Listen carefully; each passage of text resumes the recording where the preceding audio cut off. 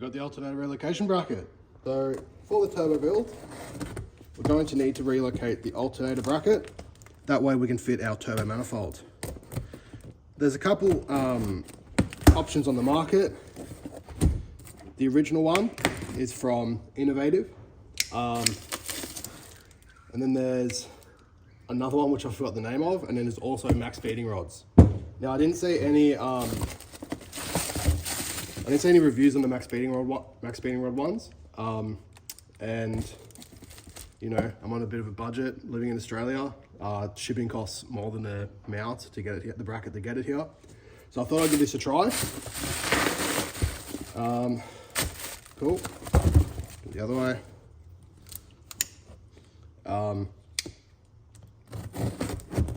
I've heard that the Innovative one has bent before, which meant that the belt would actually be on a bit of an angle. If that does happen with this one, I will upgrade to the other one. But here's a look. So I did actually think this was going to be in black, but apparently it's in a painted silver color, which isn't too bad. It will match my block. It's got the hardware, and I'm assuming that's it.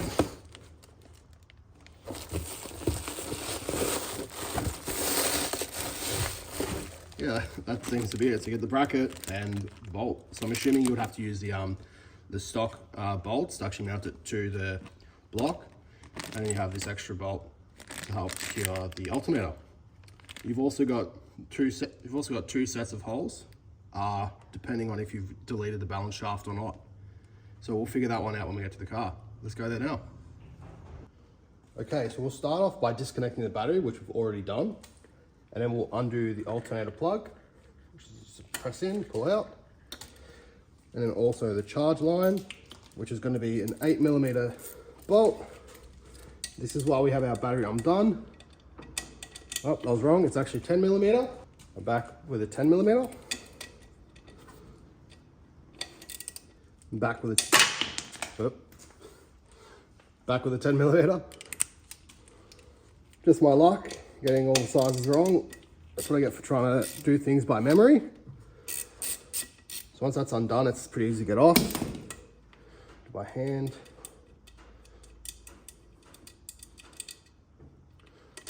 Pull the eyelet off. I'll put that nut back on so we don't lose it.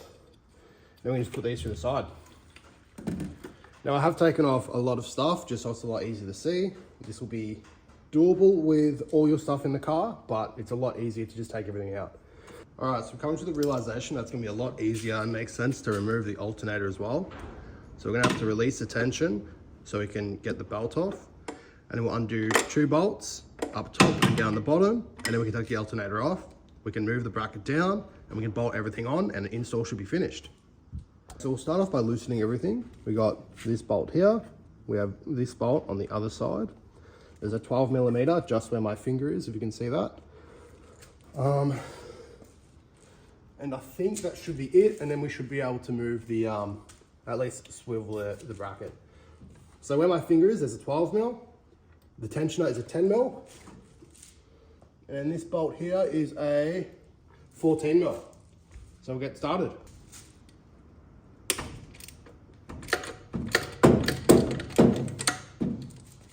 So now we've loosened up all the bolts, and now we can actually swivel the alternator.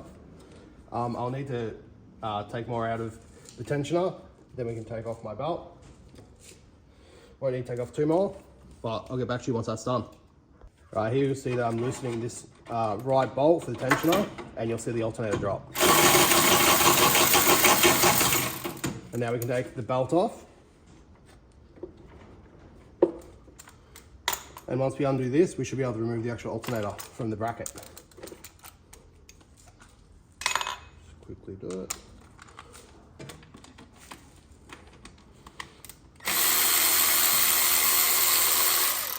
Obviously making sure not to drop anything, and I just like to put bolts back where they came from loosely so I don't lose them and I know where they go. Takes a little bit longer, but I tend to not lose many bolts. So now we can take the alternator out.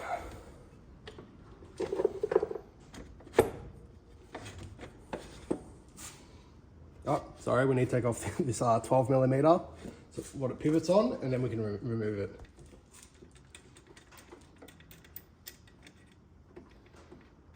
Just again, being careful when taking bolts off, to not lose anything. Push this out now, and I can just take the alternator out. All right, they're pretty heavy, and that's the alternator out. Okay, now by removing the alternator, we can see there's 1, 2, 3, 4 bolts for the bracket. We'll take that off, and then with our new bracket, this should go on somewhere like down here.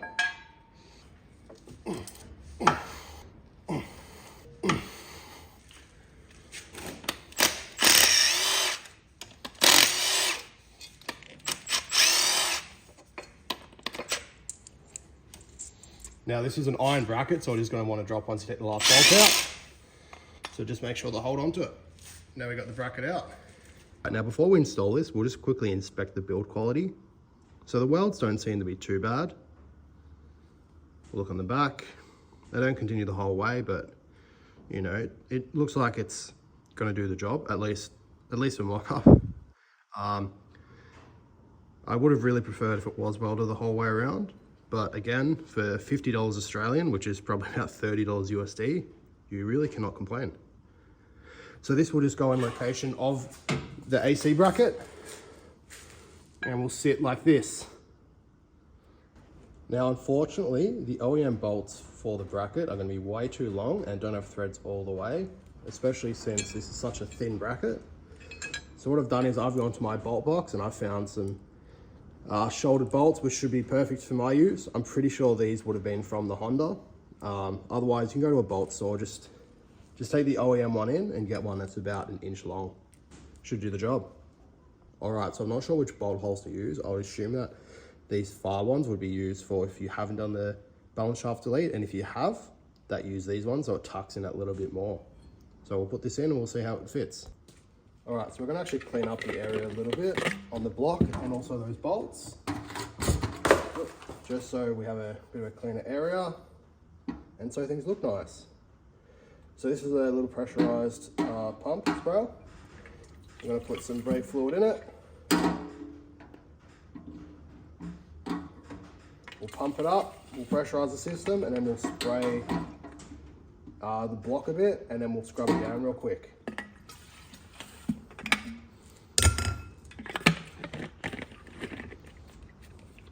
And this thing is one of my favorite additions to the garage. Look at that. Let's go back to the car. All right, so we spray down the area.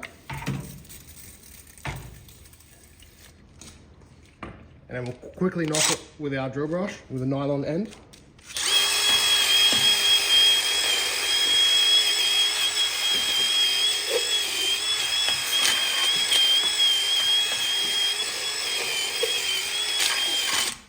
And then we'll wipe it down. Got our shop towels here. I'll just give it a real quick wipe.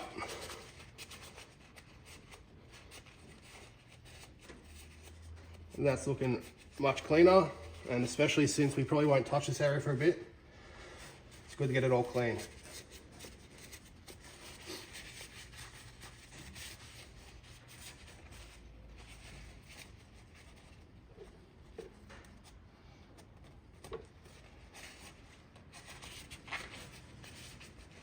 And we'll do the same with the bolts, and I'll come back when we're putting the bracket in.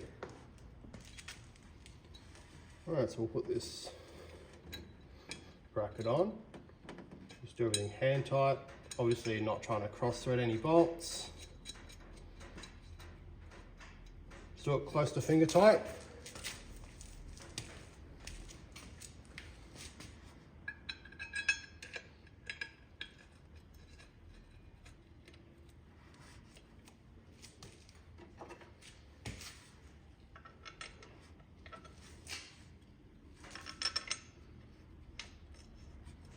Go. And that's the bracket in. So now we'll get to putting on the alternator, and then we'll need a 27-inch belt.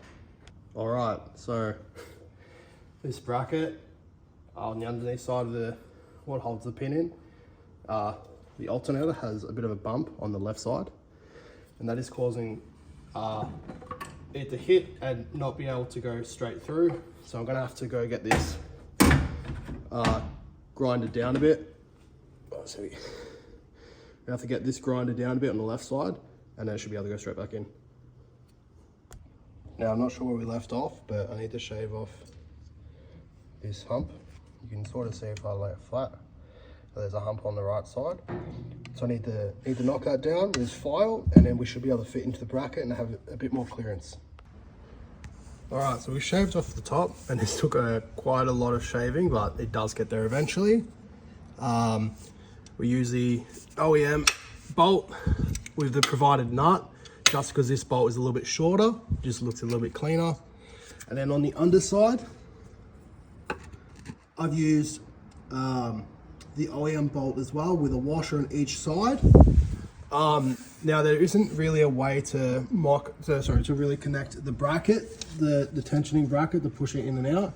So I'm just gonna tighten it up real tight once it's set with the washer each side with some Loctite. All right, so just when I was Loctiting the bracket bolts, I decided to try and pull through the two plugs. And the way that I was able to do this was I had to undo the motor mount on the side and the front, and I just jacked up the cart. And after I've done that, I've been able to squeeze, loom through, run it with the engine mount. Now it will be routed perfectly. Just thought I'd pop that in.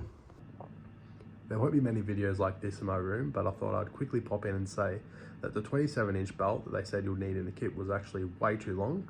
I ended up getting a 790mm belt, but you could probably also get away with an 800mm belt as well. Just thought I'd quickly pop that in.